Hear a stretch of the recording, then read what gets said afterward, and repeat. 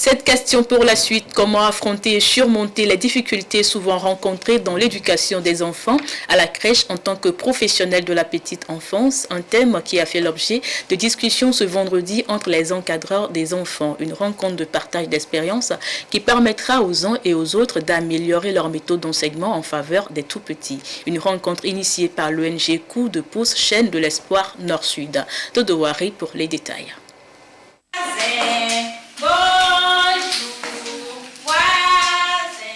C'est le quotidien des professionnels de la petite enfance.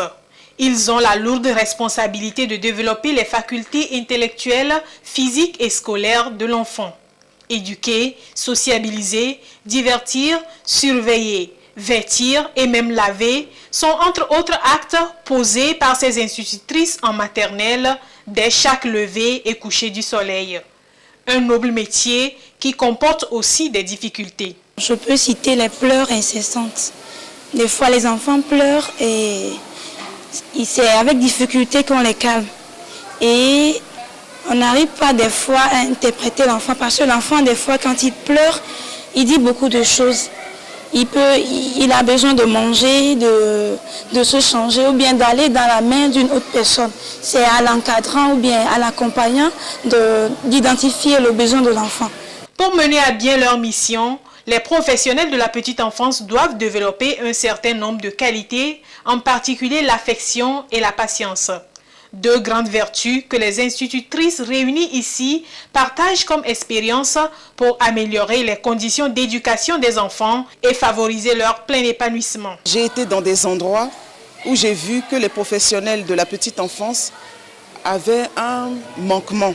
C'est l'échange entre les professionnels de la petite enfance qui va permettre d'améliorer au fait l'éducation et l'épanouissement de l'enfant. Avoir une formation sur le secourisme du nourrisson. Les échanges ont permis à chacun de bénéficier des expériences de l'autre pour mener à bien sa mission.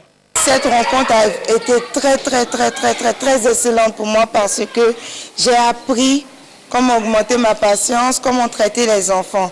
Parce que vous savez, des fois en tant qu'éducatrice et surtout directrice et responsable, on a tellement de problèmes à gérer que des fois on se mélange.